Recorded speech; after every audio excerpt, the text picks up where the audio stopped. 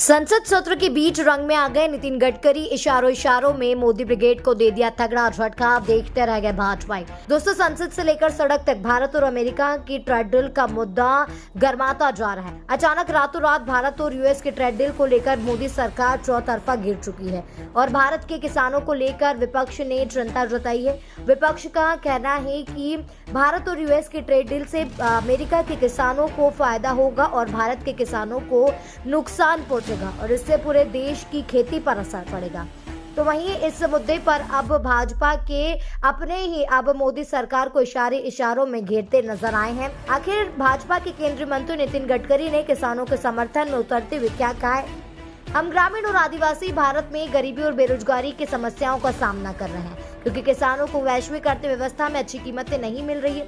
और आगे गडकरी ने कहा कि भारत की 65% आबादी कृषि गतिविधियों में लगी हुई है, लेकिन देश के सकल घरेलू उत्पाद में उनका योगदान केवल 14% है।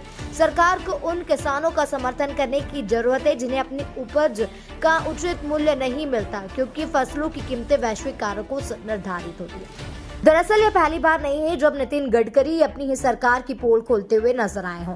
इससे पहले भी उन्होंने अप्रत्यक्ष तौर पर मोदी सरकार पर निशाना साधते दिखे। हालांकि गडकरी का यह बयान पुराना है, लेकिन इस वक्त जब भारत और यूएस की ट्रेड डील से किसानों को नुकसान पहुंच रहा है तो नितिन गडकरी का यह बयान वायरल हो रहा है। समर्थकों को कहना है कि नितिन गडकरी भी भाजपा में रहते हुए किसानों को लेकर चिंता जताई थी और अपनी ही सरकार को चेतावनी देते हुए कहा था कि सरकार को किसानों के लिए नीतियां बनानी ही पड़ेगी, जिस कारण अब इस वक्त नितिन गडकरी का यह बयान मोदी ब्रिगेड के लिए गले की फांस बन चुका है। फिलहाल इसको लेकर आप क्या सोचते हैं दोस्तों? कमेंट में लिखकर हमें जरूर बताएं।